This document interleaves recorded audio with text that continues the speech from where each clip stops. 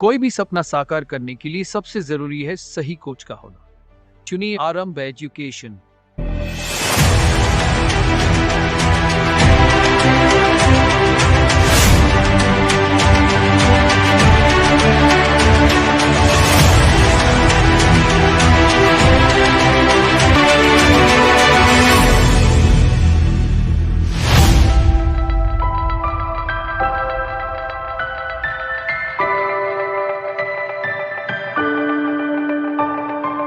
नमस्कार दोस्तों, welcome to आरंभ एजुकेशन एम्पावरिंग एस्पिरेंट्स।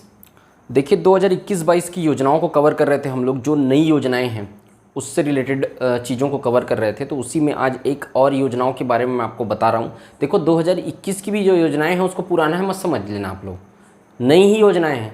ऐसा नहीं कि 2022 में जो योजनाएं लॉन्च हो रही वही नया है, 2021 वाला पुराना हो गया, ऐसा नहीं होता है। एक साल की रिसेंट में जितनी भी योजनाएँ हैं सब आप लोग के लिए नई योजनाएँ हैं, ठीक। तो यहाँ पर एक मुख्यमंत्री वृक्षारोपण प्रोत्साहन योजना है, मैं उसको आज की क्लास में हम लोग कवर करने वाले हैं। इसके सारे प्रावधानों को डिटेल में मैं आपको समझाऊंगा।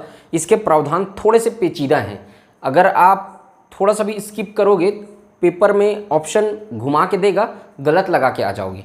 इसलिए ध्यान से समझना, इसको थोड़ा सा समझना इसको कठिन है। चलो शुरू करते हैं फिर आज की क्लास। अगर आपको वीडियो अच्छा लगेगा तो वीडियो को लाइक करिएगा, चैनल को सब्सक्राइब करिएगा, ज़्यादा से ज़्यादा शेयर करिएगा। करंट अफेयर्स की क्लास में लिया हूँ, पिछले वीक भी संडे को लिया था, इस वीक भी लिया हूँ, लिंक दिया हुआ है।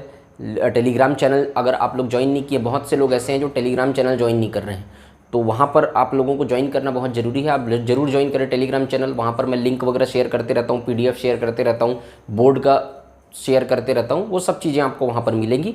ज़रूर ज्वाइन करें। नहीं है तो कमेंट सेक्शन में कमेंट करो, मैं देता हूँ लिंक टेलीग्राम चैनल का, नहीं तो डिस्क्रिप्शन में तो डले ही रहता है, ठीक, कोई दिक्कत नहीं है। चलिए फिर स्टार्ट करते हैं आज का। अगर वीडियो अच्छा लगेगा तो वीडियो को लाइक करिएगा, चैनल को सब्सक्राइब करिएगा, ज़्यादा से ज़्यादा शेयर करिएगा।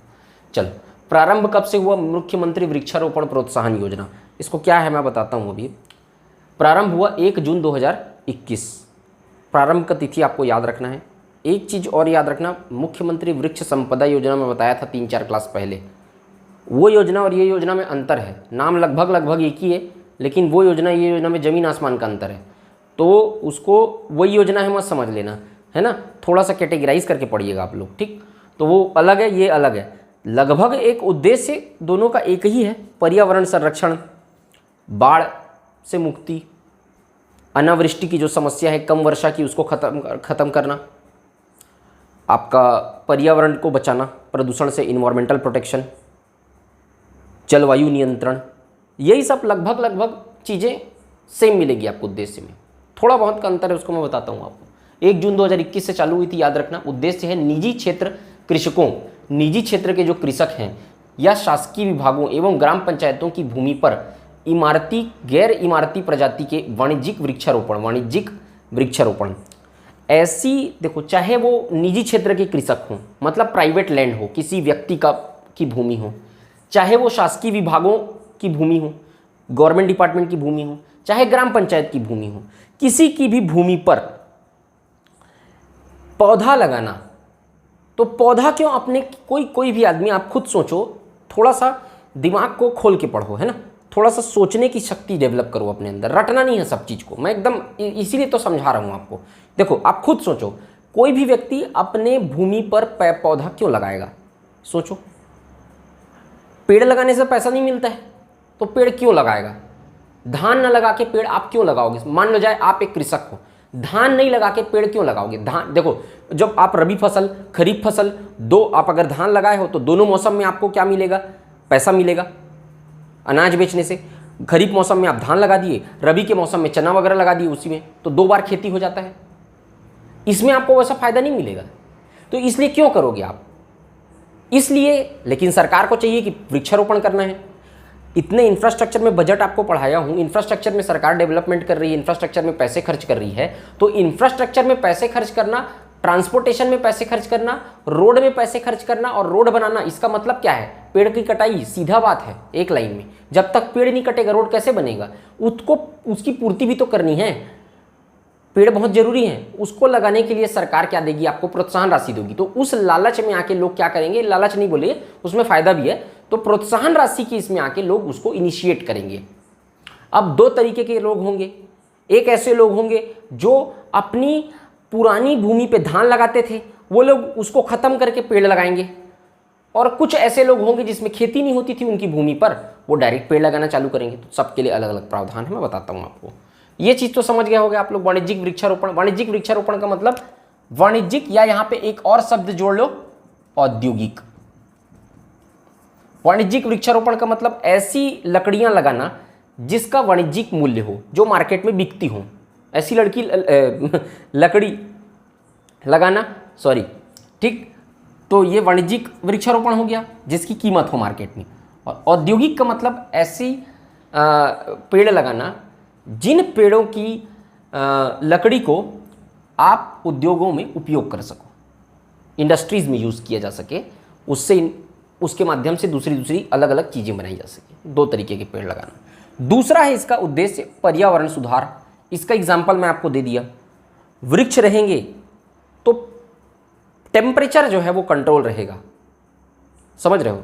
वर्षा टेम्परेचर कंट्रोल रहेगा। तो जो मैं आपको उस दिन समझा रहा था, एक दिन बताया था क्लास में, कनेक्टेड रहो, पहली क्लास नहीं, सब क्लास को सीरीज में देखो, है ना। तो एक दिन बताया था आपको कि जलवायु परिवर्तन में टेम्परेचर, तापमान कितनी महत्वपूर्ण भूमिका निभा रहा है। टेम्परेचर बढ़ेगा तो ग्लेशियर पिघलेंगे, ग्लेशियर पिघलेगा तो जल स्तर बढ़ेगा, जल स्तर बढ़ेगा तो पृथ्वी डूब जाएगी। तो ये जल स्तर को मेंटेन करना है तो सीधा सीधा क्या करना पड़ेगा, पर्यावरण सुधार। सब एक दूसरे से क्या है, कनेक्टेड है। तीसरी चीज, पेड़ जब आप लगाओगे प्रदूषण कम होगा, टेम्परेचर कम होगा, बाढ़ की समस्या से भी रुकावट मिलेगा। भाई बाढ़ को क्या करो, पेड़ पौधे जो रहते हैं वो बाढ़ की समस्या को रोकथाम करते हैं। जो कम वर्षा की समस्या है, पेड़ रहेंगे तो वर्षा ज़्यादा होगा, वर्षा ज़्यादा होगा तो वाटर लेवल मेंटेन होगा, वाटर लेवल मेंटेन होगा तो गर्मी के समय गर्मी कम पड़ेगा, लोग प्यास से नहीं मरेंगे, पशु पक्षी प्यास से नहीं मरेंगे। सारे लोगों को इन्वायरमेंट में पार्टिसिपेशन जरूरी है ना, तो वो सारी चीज़ें कनेक्टेड है। तीसरा कृषकों की आय में वृद्धि, आय में भी वृद्धि होगी। लोग धान लगा रहे हैं, चना लगा रहे हैं, सदियों से चला रहा है ये सब चीज़। कुछ रिवॉल्यूशन ला के कुछ चेंजेस भी आएगा।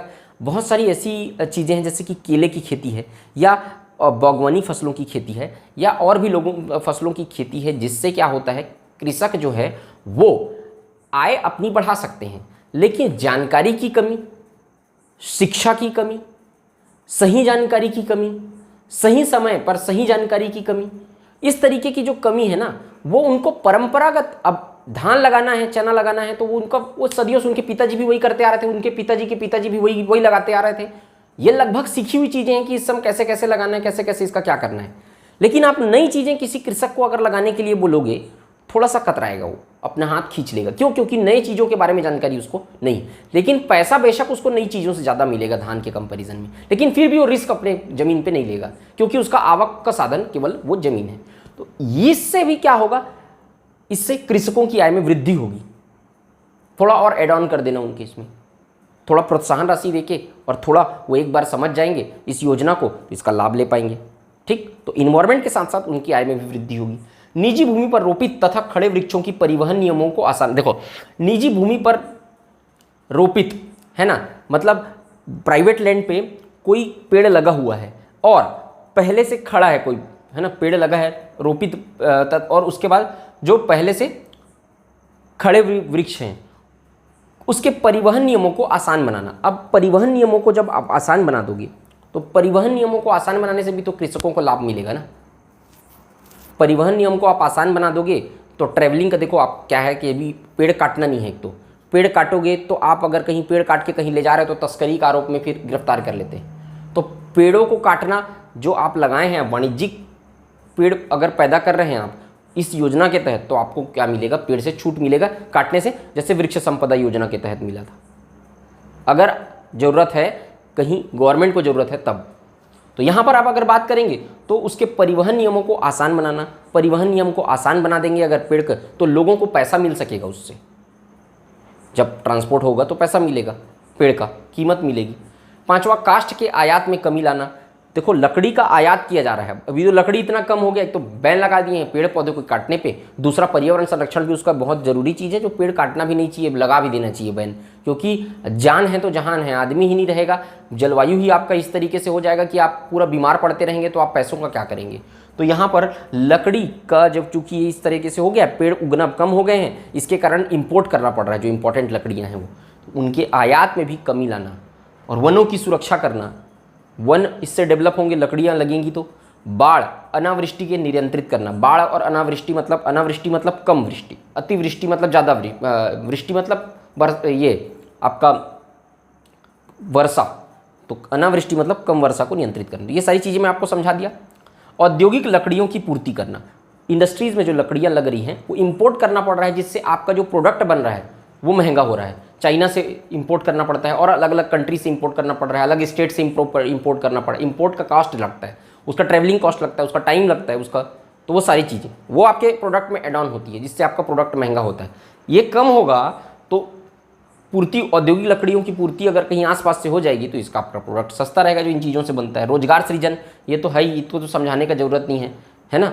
और जीडीपी में वृद्धि होगी। इसी तरीके से आपका प्रोडक्ट अगर कहीं एक सीमित दायरे के भीतर, जीडीपी क्या होता है, तो वही जीडीपी अगर एक सीमित दायरे के भीतर लोगों के पास पैसा आ रहा है तो जीडीपी में वृद्धि होगी। ठीक, प्रावधान क्या है इस योजना के तहत उसको समझो। वन अधिकार पत्र धारक, सबसे पहले तो वन अधिकार पत्र होना चाहिए आपके पास। अगर वन अधिकार पत्र धारक है, और पहला कंडीशन, 4 कंडीशन मैं आपको बताऊंगा एकदम आसान शब्दों में, समझ लेना उसको। ठीक, पहला, धान अगर आपके भूमि पर लगा है और धनहा भूमि पे, इसको क्या बोलते हैं छत्तीसगढ़ी में, लोकल लेवल पे, ग्रामीण पे धनहा भूमि बोलते हैं, धान लगा होता है, उस जगह पे आप अगर कहीं पेड़ लगा रहे हो, वृक्षारोपण कर रहे हो, जहाँ धान लगा हुआ है उसको काटने के बाद आप पेड़ लगा रहे हो, तो 10,000 रुपये प्रोत्साहन राशि देगी सरकार आपको।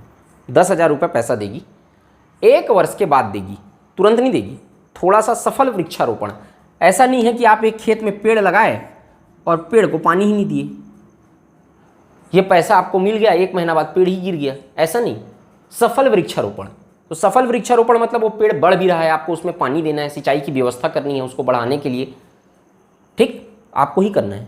तो अगर आपका 1 साल तक देखेगी, अगर वो वृक्ष बढ़ रहे हैं, आप प्रॉपर उसका देख रेख कर रहे हैं, तो 1 साल के बाद आपको कृषि विभाग के द्वारा 3 साल तक 10,000 रुपये प्रोत्साहन राशि दिया जाएगा। हर साल 10,000 रुपये प्रति वर्ष, हर साल 10,000 रुपये दिया जाएगा प्रोत्साहन राशि 3 साल तक। पहला कंडीशन, धान जहाँ पे लगा है वहाँ पे आप वृक्षारोपण कर रहे हैं। तो दूसरा, नए सिरे से वृक्षारोपण कर रहे हैं, आपका जो प्राइवेट लैंड है, आपकी भूमि है, वहाँ पर कोई भी खेती नहीं होती है और नए सिरे से आप अगर वृक्षारोपण कर रहे हैं, पेड़ लगा रहे हैं, तो आपको दिया जाएगा 10,000 रुपये प्रति एकड़ दिया जाएगा। ठीक, एक बार दिया जाएगा, 1 साल बाद 1 बार वन विभाग के द्वारा दिया जाएगा। आपके मन में ये सवाल उठ रहा होगा, इसमें 3 साल तक दिया जाएगा, इसमें 1 साल तक दिया जाएगा, क्यों? कहे इसमें कम क्यों दिया जा रहा है, दिमाग लगाओ। क्यों? क्योंकि भाई धान आपके भूमि पर होता था पहले, और आप धान के जगह पे आप वृक्षारोपण, कोई कृषक कर रहा है अगर, ठीक, धान की जगह पे क्या कर रहा है, वृक्षारोपण कर रहा है, तो रिस्क ले रहे हैं ना एक तरीके से। अपनी पूरी कमाई जो उसको मिल रही है, आती जाए कमाई को, वो रिस्क लेके क्या कर रहा है, पेड़ पौधा लगा रहा है, तो उसको पैसा ज़्यादा दिया जाएगा। अब यहाँ पर नए सिरे से वृक्षारोपण कर रहे हो, मतलब प्रयोग कर रहे हो आप, पहले से कोई खेती तो करते नहीं थे, धान वाली जमीन ही उपजाऊ है वैसे भी, और ठीक, तो यहाँ पे थोड़ा कम है। ग्राम पंचायतों पर द्वारा वृक्षारोपण, ग्राम पंचायत की अपनी भूमि रहेगी। मैं यहाँ पर क्या बताया हूँ, चाहे निजी हो, चाहे शासकीय विभाग हो, चाहे पंचायत की भूमि, तो पंचायत की भूमि पर अगर कहीं पेड़ लगा रहा है पंचायत, तो 10,000 रुपये प्रोत्साहन राशि एक बार बस दिया जाएगा बस। और चौथा कंडीशन है, संयुक्त वन प्रबंधन समिति अगर पेड़ लगा रही है, संयुक्त वन प्रबंधन समिति, वन खुद ही अपने जगह पे पेड़ लगा रही है, तो 10,000 रुपये प्रोत्साहन राशि एक बार उसको दिया जाएगा। इसमें एक बार दिया जाएगा, ये 3 साल तक दिया जाएगा 10,000 रुपये। समझ पा रहे हो क्या बोल रहा हूँ? तो ये 4 प्रावधान हैं, ये चारों प्रावधान को याद रखना अच्छे से। तो ये बोर्ड का जो स्क्रीनशॉट है वो तो मैं टेलीग्राम चैनल पे शेयर कर ही दूंगा। इसका जो डिटेल जो गवर्नमेंट के द्वारा जारी किया गया है इस योजना के बारे में, उसका डिटेलिंग भी आपको दे दूंगा टेलीग्राम चैनल पे, उसको पढ़ना, एक बार पढ़ के देखना। यही सब चीज़ें उसमें थ्योरी फॉर्म में लिखी हुई, जिसको मैंने तोड़ के आपको बताया है। तो आप एक बार वीडियो देखो, समझो, सोचो। चिंतन, मनन और सृजन, ये 3 चीज़ें आपको करनी है, केवल रटना नहीं है चीज़ों को। ये 3 चीज़ें आप अगर कर पाए, तो अगर आपको कुछ चीज़ें पेपर में, ऐसा नहीं होगा कि सारा सवाल आपसे बनते हों, लेकिन अगर ये 3 चीज़ आपके पास है, जब आपने पढ़ा है, सोचा है, तो आप पेपर में एलिमिनेशन मेथड से क्वेश्चन को अटेम्प्ट कर लोगे। ये चीज़ें आपको अपने अंदर डेवलप करनी है, सिर्फ रटना नहीं है। थ्योरी के कॉन्सेप्ट के साथ रटना है, रटने को सेकेंडरी देना है, कॉन्सेप्ट के साथ अगर चीज़ों को याद रखोगे तो ज़्यादा लंबे समय तक याद होगा। बहुत लोगों को दिक्कत होता है कि लंबे समय तक याद कैसे रखें। कॉन्सेप्ट, थिंकिंग, सोचना, पढ़ो, पढ़ने के बाद सोचो उसको, क्यों, थोड़ा सा कनेक्ट करो आसपास में, विजुअलाइजेशन करो थोड़ा सा, ठीक है, थोड़ा सा दिमाग में एक चित्र बनाओ, उससे याद रहेगा। ये सब चीज़ें करते रहिए और उसके बाद अगर किसी भी चीज़ की ज़रूरत पड़ेगी तो हम तो हैं ही, ठीक है। तो इसका स्क्रीनशॉट मैं शेयर करता हूँ, आप एक बार पढ़िएगा और अगर आपको वीडियो अच्छा लगेगा तो वीडियो को लाइक करिए, चैनल को सब्सक्राइब करिए, ज़्यादा से ज़्यादा शेयर करिए। मिलते हैं नेक्स्ट वीडियो में, तब तक के लिए जय हिंद, वंदे मातरम। कोई भी सपना साकार करने के लिए सबसे जरूरी है सही कोच का होना। चुनिए आरंभ एजुकेशन।